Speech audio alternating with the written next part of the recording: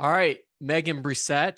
I'm so excited to have this conversation with you. You are going to be officially the youngest person ever on the podcast, believe it or not, Oh, wow. at the ripe old age of 18, 19. 19. That year, 19. that year went fast for me. So, as I'm sure it did you. Oh, yeah. Oh, yeah. So I've been looking to have this conversation with you because I want to give the parents out there a front row seat or perspective for what it was like going through the college planning process with you, both from like picking your schools, developing a list, the financial aspects of it, and then really like what the transition was for you, both socially and academically, this first year for you at Michigan State. So, I think the best place for us to start is how did you initially develop your college list? And if you wouldn't mind, like telling us a little bit about how the schools that you ended up choosing came on that list. Yeah, of course. So at my high school, they kind of started our college planning process. Honestly, the first month of freshman year kind of got a little thrown off because of COVID, but they came in there, honestly, the first month and told us to start just looking at schools, thinking it through, and talking with our parents because obviously our parents are a huge part of it with the finances. No 18-year-old kid is going to be able to put themselves through college by themselves. And so I kind of just started looking at in-state schools. I mean, here in Michigan, we have such good public universities. And so I obviously looked at those, your Michigan State, U of M, Central, Western, all of those schools.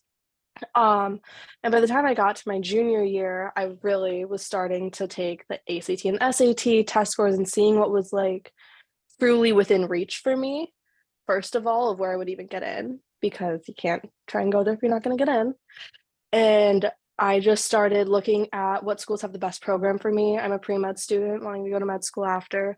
And so the biggest thing for me was that they have a good STEM program that's going to set me up for success and ultimately get me to my end goal of medical school. And so although there were some schools that I really would like to go to because of location or school culture, it just wasn't feasible because they didn't have what I needed academically. Um, and so I just kind of started using things like that to narrow down my list. And then once I got to that point, I started talking with guidance counselors at school and my parents to look at these schools then and say, okay, what can we afford? How Because many how my many schools did parents, you start with? Like how many schools were initially on your list? about 17, where it was Okay. just the broad list schools I was interested in. I ended up applying to 10. I remember the That number ended, 10. yes, that was a number that they always told us at school was a good reach. And within that, I had 4 out-of-state schools, and then 6 in-state schools, and 2 private universities, and the rest were all public universities. Um, and I just started to chip away at the list with my parents, looking at tuition prices and just kind of starting to have that general conversation of what's feasible for our family and going from there, basically. Mm. So interestingly enough, your parents, well, really your mom, introduced me to your guidance counselor, Holly Yes. Bennett, who's been on the show a couple of times now. Oh, really? And she's been extraordinary. She has so much insight into what it's like, not only from her vantage point of being a high school guidance counselor, but going through the process herself with her. I think she has a set of twins, I think. Yes. She also had a daughter that I graduated with Yes. who went to college at the same time as me. Yeah, no, Mrs. So Bennett's was great. so what was some initial, I guess, learnings that you took away from her when she came in and started talking to y'all when you were in high school? I mean, I know you mentioned she came in your freshman year. Um, what were some of the things that she was emphasizing at that point? Her biggest thing was always open communication with parents, like making sure you're having conversations with your parents. You have no idea how many girls I went to high school with that were just fully blindsided by the financial aspect with their parents, which I'm sure she's talked at lengths about. but she just wanted us to make sure that we're looking at schools that are reasonable to go to, both financially and academically, and location, thinking if you want to go in state, out of state, like it's a big change to move out of state. And just once again, making sure it has the programs that you need so you can use your degree. I think that's I think you hit the nail on the head with one of that. And I've had this experience twice with a few families I've worked with where there wasn't a whole lot of communication. This is back when I just started becoming an advisor 15 years ago, where the conversations weren't happening with the kids, and you have a you have a kid that gets into their quote unquote dream school only to find out that it's completely non affordable. Like they just can't make the numbers work, or you're going in debt way more than you should be. So that's always a concern for me. And like you mentioned, I've really encouraged parents to start having these conversations with their kids at age, freshman year, sophomore year, and really like being transparent and laying out for them like, this is how much we've saved for you. So when you start making your list and then we start looking at how much it costs to go to these schools, we're basically figuring out the return on investment, if you will, like how much is it going to cost, what scholarships you may be getting, financial aid, what loans you may be eligible for, and just going down that checklist, if you will, to make sure that the schools that you're looking for are indeed a good fit, not only academically but socially and financially as well. And that's those 3 points are a lot of what Miss Bennett and I had talked about during our multiple conversations, that people, you can't just isolate one of those 3. They all kind of work together. Yeah, 100%. She started having meetings for her parents our sophomore year, and that was the biggest thing that she tried to drill into them was those big 3 things. So without this is where it gets tricky having having this conversation with you, because we know each other so well, and it's been I'm so proud of you and what you've accomplished in going through this, and going through your first year at Michigan State, and knowing your parents as well as I do. What were those, if you can give us like any insight, Megan, like what were those conversations like with mom and dad? So I'm not gonna lie, freshman and sophomore year, there were a lot of heated conversations with little old 16-year-old me. And my situation ended up being differently than my parents portrayed it. They kind of gave me the absolute worst case scenario. Like absolute Yep. worst case scenario. And I wasn't a huge fan of it. I'm and my little entitled 16-year-old brain. And so there was a lot of pushback. And I was like, what the what? All of these people I go to school with, this is not how it is for them. Whatever. But in the long run, I mean, it ended up, as you know, far different than how the picture was painted to me, God, like 4 years ago. But without having those hard conversations early on, I would have had unreasonable expectations. And say my parents didn't have those conversations with me. I love the school I ended up at, but as you know, I really wanted to go to University of Kentucky. I loved the school, loved the location, the program, all of it.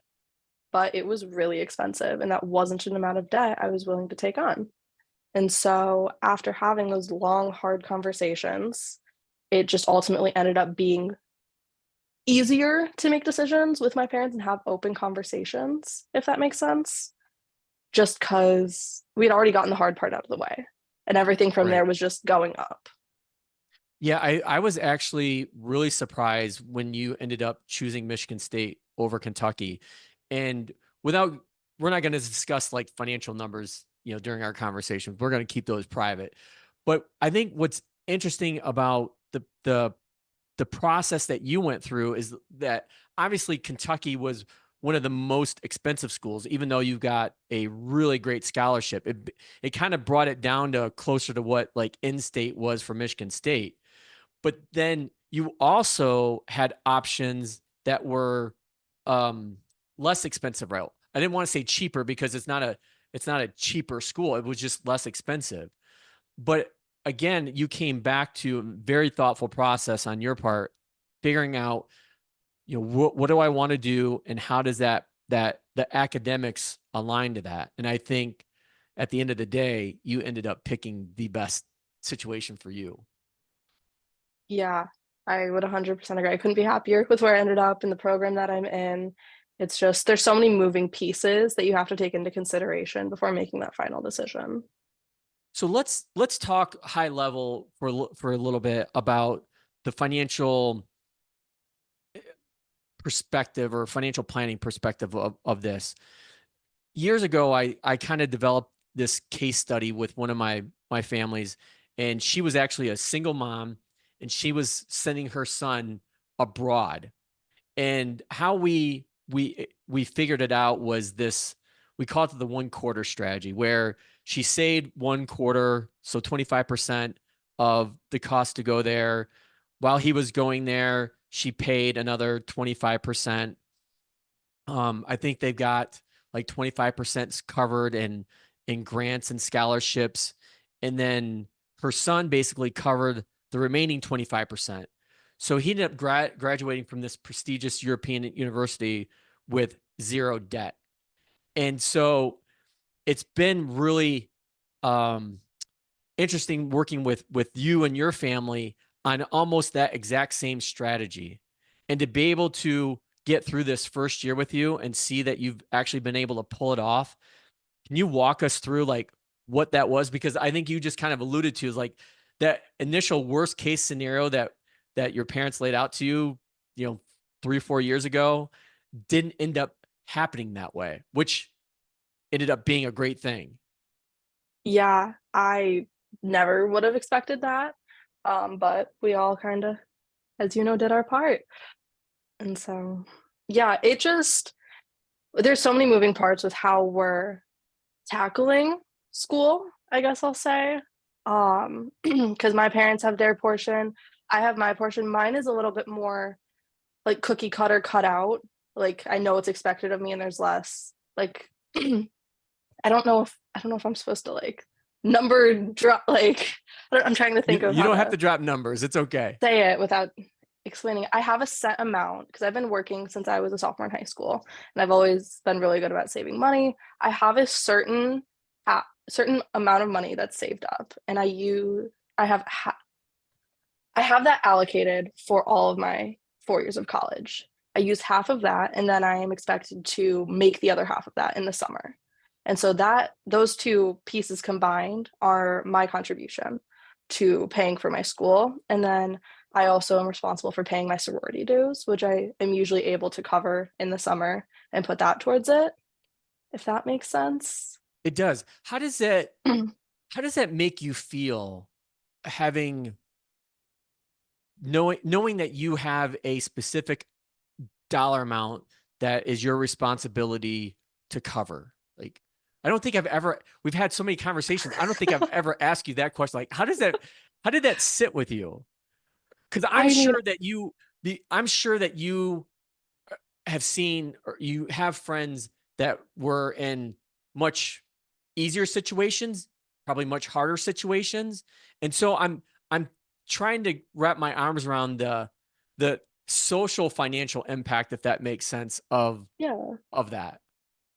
I mean, I've never been one that likes to fully rely on my parents. Like I started working. I mean, I babysat your kids when I was like 12 years You old. babysit triplets plus ones before. I mean, I've been doing this like making money since I was like 12 years old basically, and I've just always liked saving it. For me personally, I don't have a problem with paying for part of my school. Part of me is proud that I'm able to contribute so much to my education because I do work hard. I'm always at work. You all know You this. do. I am You I work am 2 jobs during the summer. I do. I work about 50 hours a week once everything's said and done. And so I am really proud to be able to help my parents out. I know I'm in a bit of a different situation. My parents have given me so much my entire life. I mean, they've been paying for school since I was 5 years old. Like, and so a part of me is just very proud to be able to do that and that I have the drive and the resources and opportunities to be able to contribute because they've done so much for me for so long. But that's not always the case, I guess. I know some people who pay for school and are very ticked off about it. So it's kind of just a personality thing, but no. I mean, I paid for my first semester of school last year, and I'm proud of that.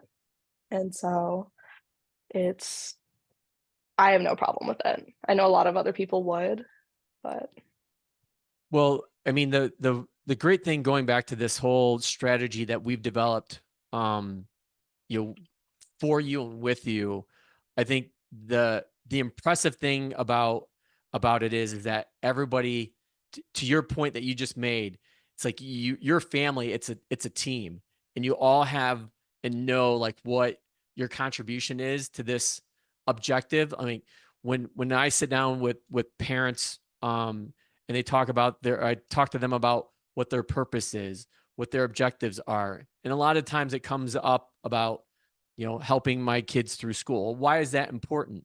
And I think, in working with your parents for as long as I have, you've always been extremely driven and know that you want to, like, 4 years is just your first 4 years. Beyond that, you're going to go to med school, and that's going to be an additional cost. And so I think, their purpose has always been to try to get you through your undergrad with no debt, because they know that med school, as we all know, is going to be a huge, financial price to pay. And I think that's what's so impressive about, you know, starting early, like we did with you, your parents starting early with the conversations and setting realistic expectations, especially with you, again, being as driven as you are and knowing that you want to continue your education much further down the road. I think is one of the most impressive pieces of working with you and your parents, is that you guys have been really locked in on this.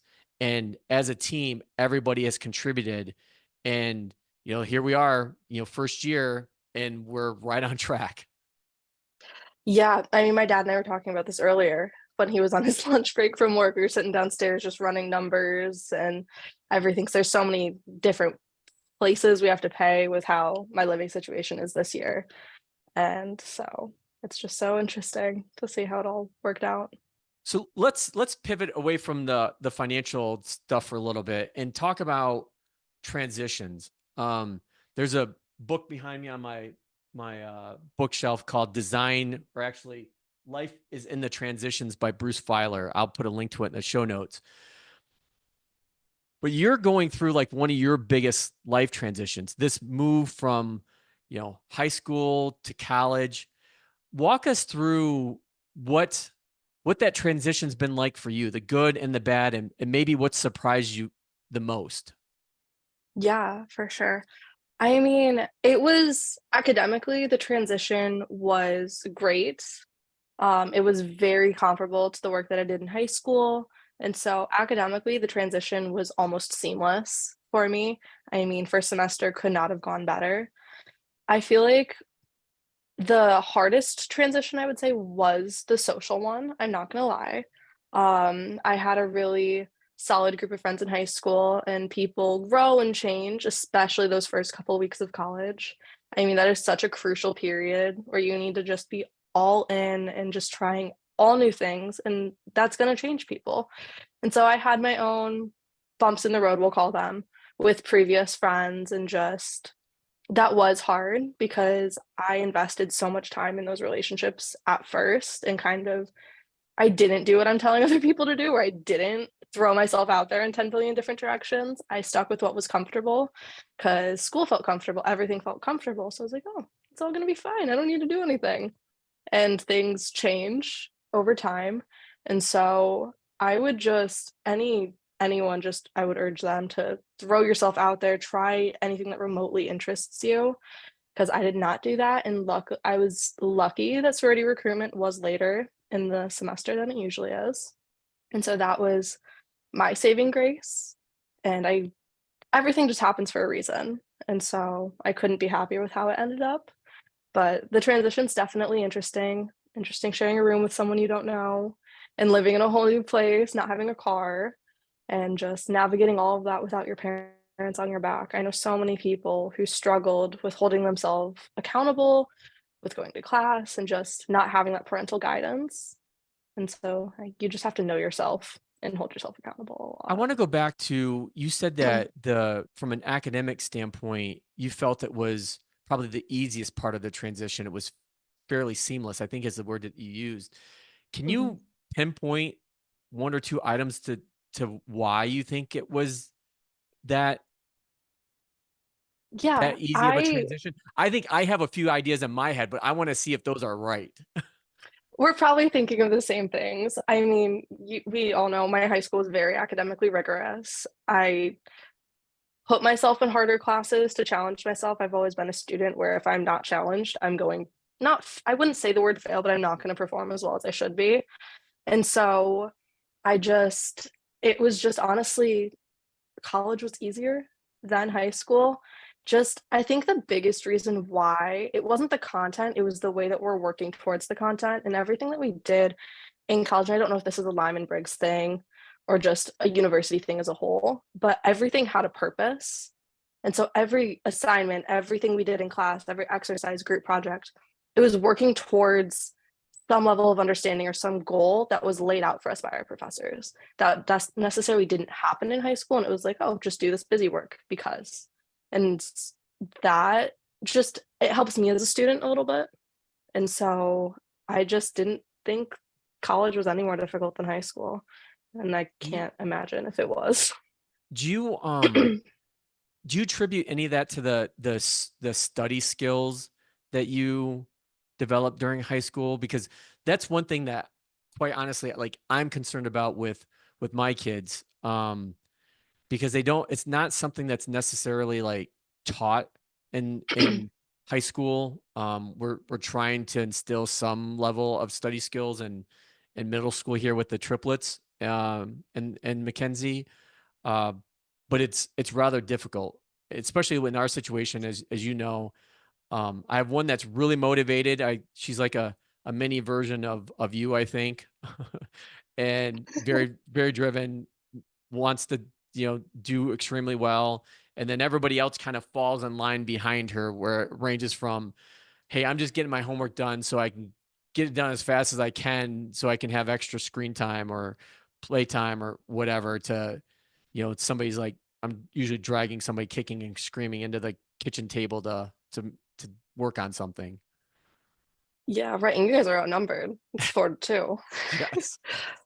4-2. Honestly, oh gosh, I do think it is something that I learned in high school. And honestly, going back to my middle school years, I was very lucky to be in middle school pre-COVID. Everything, let's be real, everything's different Hmm. because of it, the environment in classrooms and schools. And so a lot of the study skills that I did learn though did come from my middle school teachers and the standards that were That's set interesting. It from went a back young that you thought it age. went back that far.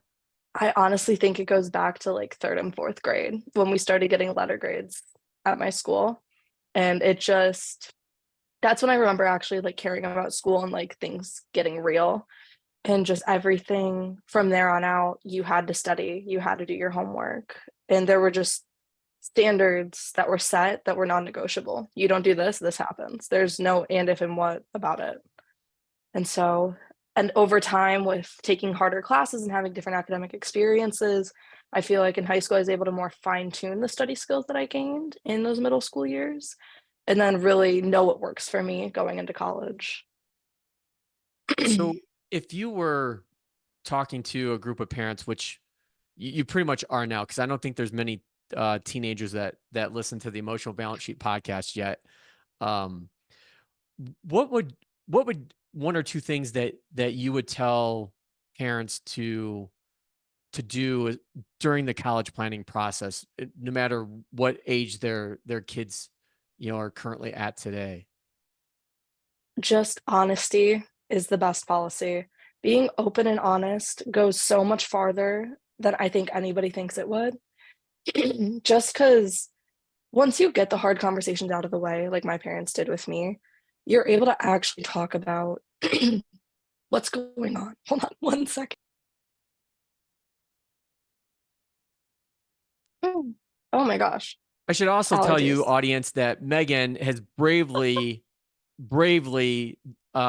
picked today to do that, to have our conversation, because she is coming off of a vacation where she has gotten very sick and is on a very heavy dosage of antibiotics. So she is a real trooper having this conversation with us today. Never a dull moment. But no, going back to that, I just, as long as parents are honest, I feel like once you're honest and have those open conversations, expectations are set, you can just help your kid. There's not going to be any, you're not like hiding from things from them and like trying not to slip up and just, yeah, I would just say be honest. I can't imagine where I would be at if my parents weren't honest with me. Well, Megan, I can't thank you enough. Actually, as I just mentioned, braving through the end of your sickness and having the conversation. But I know as we we're recording this towards the end of August, and this is going to be on the minds of people heading back to high school seniors heading back to school here shortly and figuring out what their game plan would be.